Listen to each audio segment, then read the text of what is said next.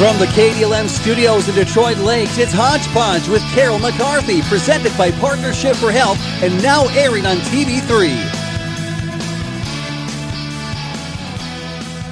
Our special series with Becker County Energize and people working to create a healthy community. And we're going to talk to folks involved in the Hope Project. I want to welcome Scott Geiselhart, also Dave Erickson and Judy Simpson to the program this morning. Good morning. Good morning. All right. Well, let's talk a little bit about your involvement in the Hope Project and tell us a little bit about what you are bringing to the community to make us a healthier community. And let's see, who would like to start us off this morning? I can address that a little bit and about with Becker County Energize. Yeah, and about Becker County Energize in general. And I think what I found is that it's been so kind of energizing to work with it and the folks, because you have a lot of people from varying backgrounds who bring a lot of ideas. There's so many ideas that are brought to the table that no one group could bring themselves. And so as a result of that, there's been just a lot of different things that have come from it, such as the Inside Out series. They've supported Stomp That Stigma. They've done a lot with trauma-informed care, working with kids and identifying traumatic events they've had in their childhood. And it's just an exciting group to be a part of, and it's an honor to be involved with them. We can't give enough kudos to Karen Pfeiffer. She's been relentless in working and keeping it going and bringing everybody together. It's just a great thing to be involved with. All right. Okay, Dave Erickson, and also we have Scott Geiselhart and Judy Simpson on the line with me today. They work with Becker County Energize and work with the Hope Project, and we're learning more about that today, as every Tuesday we talk about the great things that Becker County Energize is doing in our communities with everybody, with people, creating a healthier community. And let's talk a little bit about the Hope Project specifically and what you want people to know about the Hope Project. And I think we're going to have, who would like to go next and talk about that? Well, this is Judy Simpson. I'll take that. I guess what we would like people to know about is that this is a great program that's been put together that involves a variety of different agencies, of different programs within Becker County, and everyone's coming together in this collaborative effort in order to create a healthier community. And what's neat about that is that everybody brings something different to the table. Everyone has unique resources, skill sets, ideas, and when everyone comes to the table, I feel like we create this unity in this whole that can be able to have a broader spectrum and outlook as to how we can help the community to become healthier. And through this as well, we also find our ability to fill in the gaps. There's things that our program can't do as the Becker County Mobile Mental Health Crisis Program, that we have gaps that we can't fill. When we come together and everyone's working together, we're able to fill in those gaps and create even better service delivery. And so for me, that's really what this program does, is really help to fill in the gaps to create our community into a very healthy community. All right, Judy Simpson and Dave Erickson and Scott Geiselhart are on the line with me today in our Zoom studio. Our special series with Becker County Energize continues this Tuesday morning, and talking about the Hope Project, the mobile mental health crisis team. Are all of you involved in the crisis team? Okay. Yes. Yeah. And what is your what is your role in that team, on that team? Well, I think we've got everything from call takers. I'm a call taker, and so I'll answer phones. And then we've got the practitioners that we give the information to, and they call them back, and they hook them up with the resources and services, and just help them get to a better place. To be about as simple as possible. And it goes from all the way up to mental health practitioners. Everybody's involved. And, with the Becker County Energized, all the services that are available around here that we have access to, and the normal person might not be able to find those. They're not easy to find. For myself, I was in those shoes, and I had to call a helpline when I was suicidal and attempted suicide. And just knowing there's a phone call out there that you can call and they'll answer, and they can get you the help you need and get you back on your feet.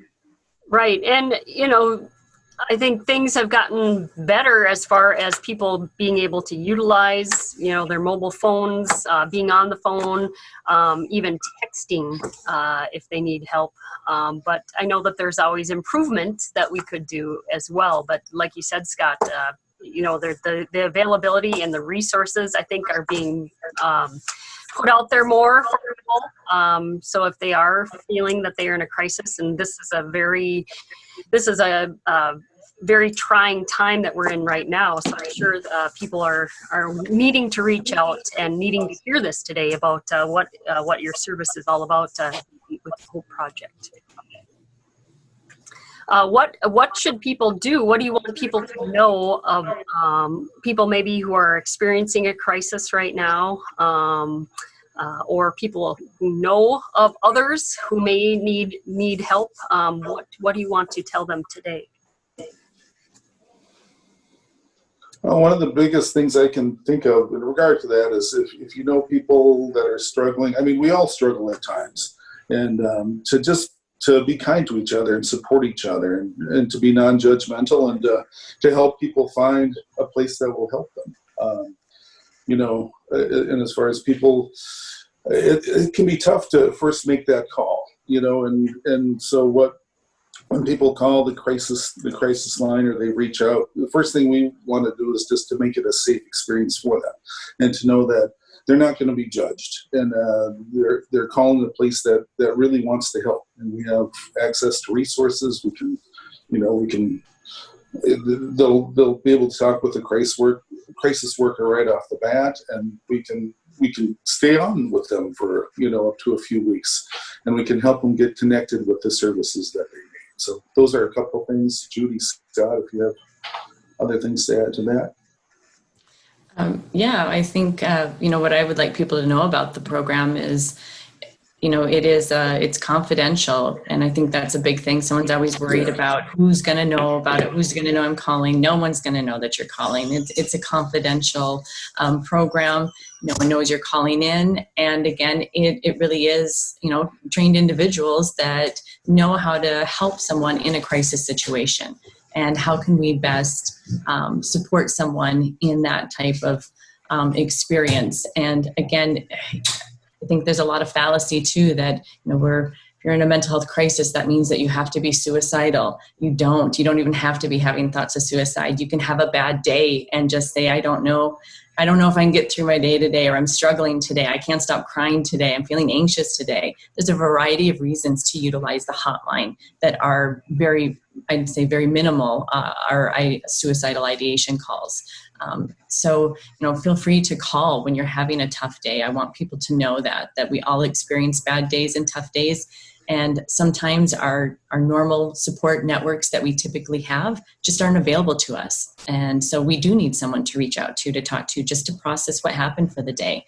And 90% of people really feel much better after they've just had a moment to talk.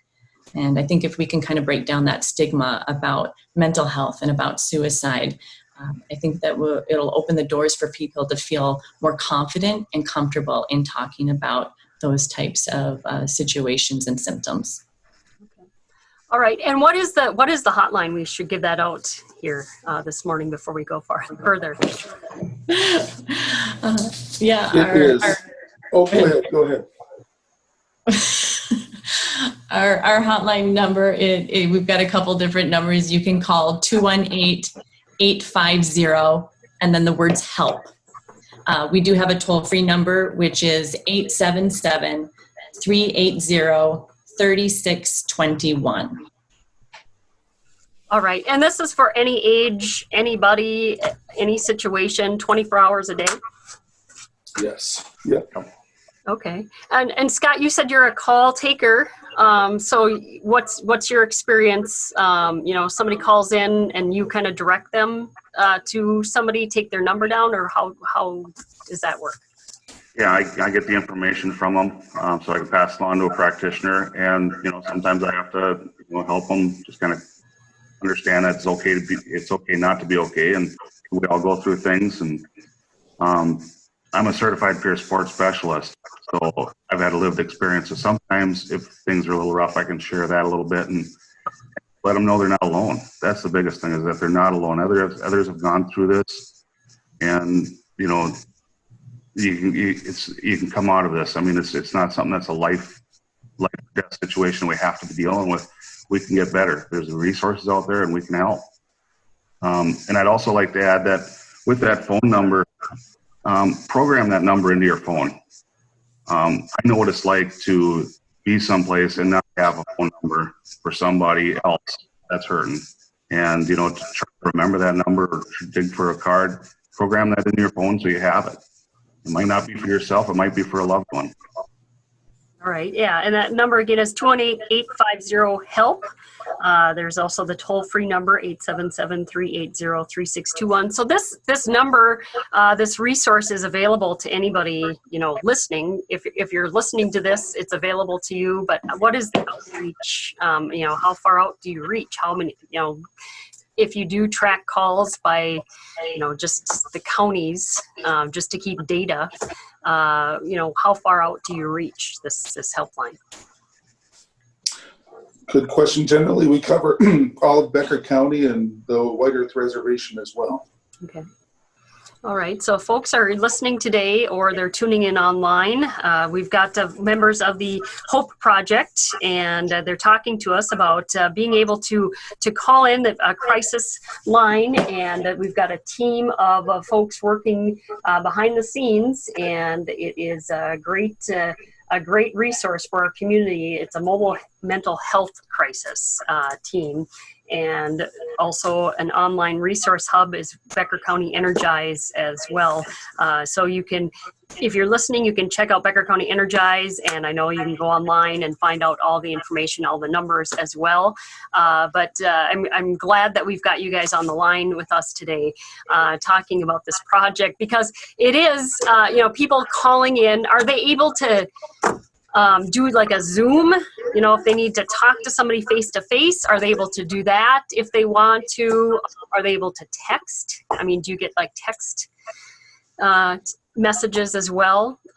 People reaching out, because sometimes it's easier to make that first contact through a text.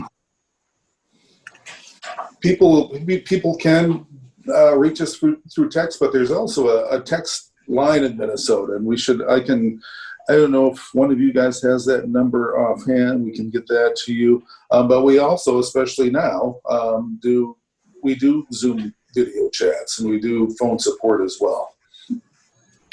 Mm-hmm. Yeah, the state text line is, you text 741-741 to MN. So the state initials.